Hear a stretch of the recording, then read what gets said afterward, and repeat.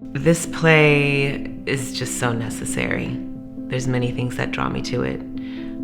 When I first read it, I was kind of shocked by just how honest it was and where it was willing to go.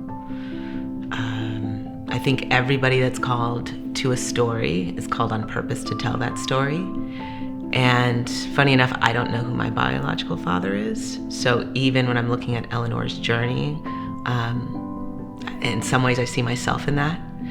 I am so drawn to Never Not Once because first of all, the writing is impeccable and it's so rich and full and delicious, and it's the kind of project as an actor that you're just like, oh yeah. There's so many times that you do projects and you're always excited to be working, but there are those certain projects that are just so beautiful and have a strong message, and it's something that you personally believe in and think is important.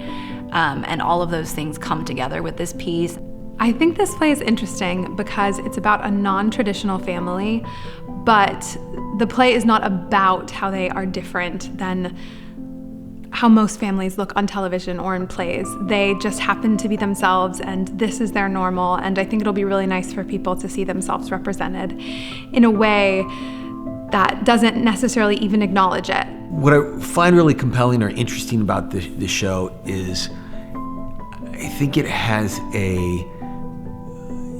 a lot of questions of the audience, and so there's some ambiguity.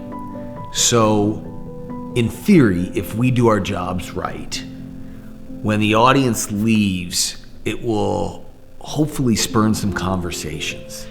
Never Not Once is complex.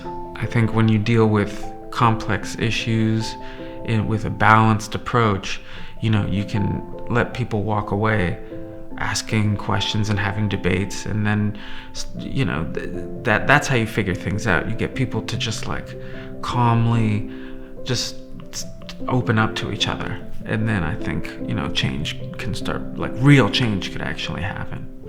This play really looks at sexual assault in a way that we don't talk about it responsibly.